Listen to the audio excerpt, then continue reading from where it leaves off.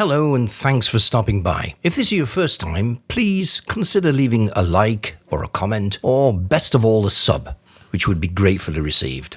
Thank you. Now, it's been a while since I was here uploading, as I'm afraid the family had a classic round robin of heavy colds, which rather spoiled my plans. Whilst being out of circulation, so much has happened, it's hard to know where to start. So let's try with the dreaded EU for starters, which appears to be having a nervous breakdown. Why? Well, because the Polish Prime Minister has said publicly in the Assembly various European countries' constitutional courts have been saying quietly for years. The political failure that is Ursula von der Leyen has been lecturing the Polish government on legal supremacy. She asserts the primacy of EU law over the Polish constitution. She claimed that the ruling Polish Constitutional Court was a direct challenge to the foundations of the European Union and the unity of the European legal order. On that, she is right. It's particularly interesting, as her own national government, Germany, had a similar out a while back, and the German Constitutional Court concluded that EU law was not primary. Merkel's Germany then quietly shuffled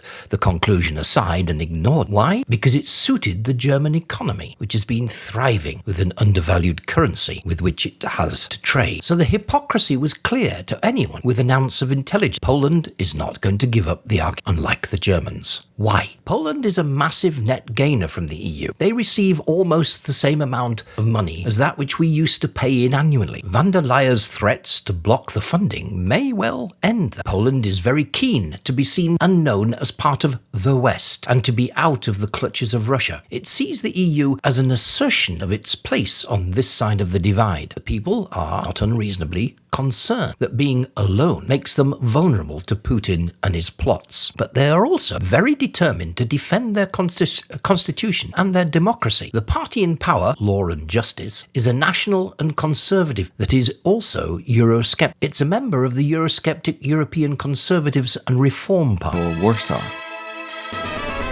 There are parades and speeches, but in 2017, Poland's Independence Day made worldwide news because of these signs. And a majority in parliament, they've ignored the constitution, taken over the courts, purged the military, and cracked down on the media.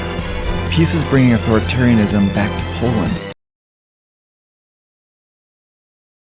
Prime Minister, and forgive me if I pronounce this wrong, Mateusz Morawiecki delivered a devastating blow to the arguments which the Commission has been using against Poland. He quoted 6 or 7 clear legal arguments for the supremacy of constitutional law over the European Union, and then asked why the Assembly was becoming agitated. The reason was because the quotes came from decisions by the French Constitutional Court, the Danish Supreme Court, the German Federal Constitutional Court, and he didn't even give similar conclusions that have come from the Italian, the Spanish, the Romanian, the Lithuanian, and others. The rule of law is the glue that binds our union together. It is the foundation of our unity.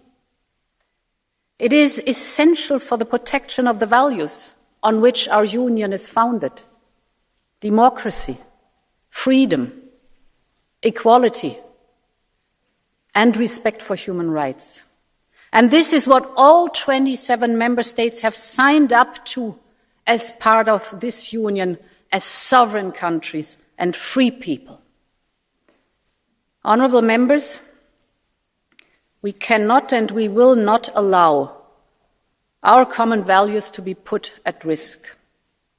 The Commission will act, and the options are all known. Niedopuszczalne jest rozszerzenie kompetencji, działanie metodą faktów dokonanych. Niedopuszczalne jest narzucanie innym swojej decyzji bez podstawy prawnej. Tym bardziej niedopuszczalne jest używanie do tego celu języka szantażu finansowego, mówienie o karach czy używanie jeszcze dalej idących słów wobec niektórych państw członkowskich. Odrzucam język góźb, pogróżek i wymuszeń. Nie zgadzam się na to, by politycy szantażowali i straszyli Polskę. By szantaż stał się metodą uprawiania polityki wobec któregoś z państw członkowskich. Tak nie postępują demokracje. It was a masterclass in the political destruction of van der Leyen and the European Union's Commission. After his speech, the Emperor has been shown to have no clothes. The European Commission can never threaten any of its members again. Indeed, I think it's a spent force, devoid of any remaining authority. It is an unelected dictatorship which has just been publicly destroyed. It is now going to fall apart as their dream of a forced European state has just been ended. Thank you for listening, and please consider subscribe. Bye for now.